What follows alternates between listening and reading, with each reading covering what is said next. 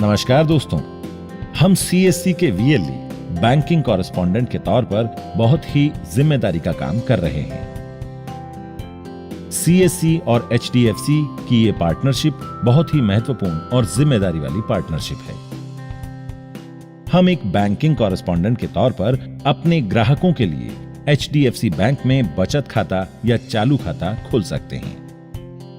HDFC bank का sole proprietorship किसी प्रतिष्ठान के मालिक द्वारा खोला जाता है, जो अपने प्रतिष्ठान का बैंकिंग व लेन देन का काम इस चालू खाते द्वारा करना चाहते हैं। यदि कोई व्यक्ति आपके पास एचडीएफसी बैंक में प्रोप्राइटरशिप चालू खाता खोलने आता है तो सबसे पहले अपने कंप्यूटर पर पोर्टल को खोलिए और उसमें अकाउंट ओपनिंग में जाकर सोल प्रोप्राइटरशिप अकाउंट को क्लिक कीजिए।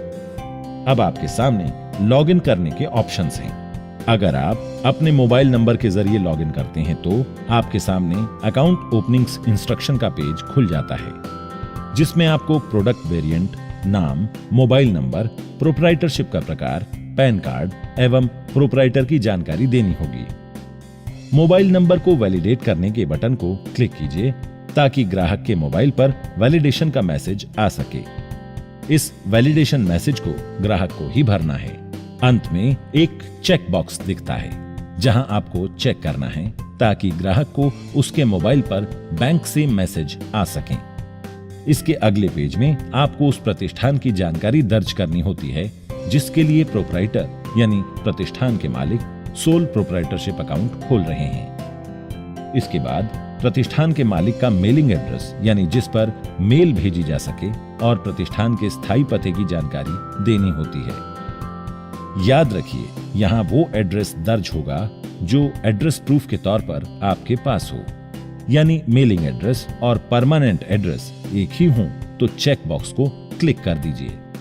प्रोप्राइटर यानी प्रतिष्ठान के मालिक का स्थायी घर का पता, उनके कार्य की जानकारी, कार्य से संबंधित आमदनी की जानकारी आदि दर्ज करनी होती है। यदि प्रोप्राइटर ने कहीं से कोई ऋण लिया हो तो उसकी जानकारी दर्ज कीजिए। यहां आपको नील आईपी ही चुनना है। बैंक यूज सेक्शन में अपना सीएससी आईडी दर्ज कीजिए, प्रोमो कोड दर्ज कीजिए और फॉर्म को सबमिट कर दीजिए। इसके बाद आपको ग्राहक के केवाईसी दस्तावेजों की स्कैन कॉपी अपलोड करनी है। प्रतिष्ठान के अस्तित्व का पहला प्रूफ जिसमें इनकम टैक्स रिटर्न की कॉपी, प्रतिष्ठान के अस्तित्व का दूसरा प्रूफ जिसमें 6 महीने की बैंक स्टेटमेंट, प्रतिष्ठान का mailing proof, proprietor signature proof, proprietor का आईडी प्रूफ जिसमें वोटर आईडी, उनका पासपोर्ट या आधार कार्ड हो सकता है, प्रोप्राइटर का मेलिंग प्रूफ और उनकी फोटो अपलोड करनी है। इसके बाद आपको प्राइवेसी स्टेटमेंट पढ़नी है और यदि ग्राहक इससे सहमत हो तो यस को सिलेक्ट कीजिए। यहां ग्राहक द्वारा चुनी गई बैंक ब्रांच, राज्य, अकाउंट का प्रकार और यदि आपका पहले से बैंक में खाता है या नहीं जैसी जानकारियां दर्ज कीजिए। अब FATCA जानकारियां दर्ज कीजिए जिनमें प्रोप्राइटर की व्यक्तिगत जानकारियां दर्ज की जानी हैं। प्रोप्राइटर के खाते के नॉमिनी की जानकारियां दर्ज कीजिए।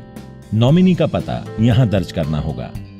अब इस सोल प्रोप्राइटर अकाउंट के ऑथोराइज सिग्नेटरी यानी जिनके सिग्नेचर से ये खाता चलेगा उनकी जानकारी दर्ज करनी होगी। यहीं आप खाते को इंस्टा स्टार्ट करने, उसे नेट बैंकिंग के साथ रजिस्टर भी कर सकते हैं। यहां आप एक से ज्यादा ऑथोराइज सिग्नेटरी भी दर्ज कर सकते हैं। आपको बैंक से कम्युनिकेशन के संदर्भ में अपनी सहमति यानी कंसेंट देना है और टर्म्स और कंडीशन को पढ़ लिए जाने के बॉक्स को चेक इन करना है। इसके बाद फॉर्म को सबमिट कीजिए और आपकी जानकारी बैंक तक पहुंच जाएगी। फॉर्म सबमिट करने पर आपको एप्लीकेशन नंबर मिलेगा। इसके बाद बैंक ग्राहक से संपर्क स्थापित कर लेंगे। धन्यवाद।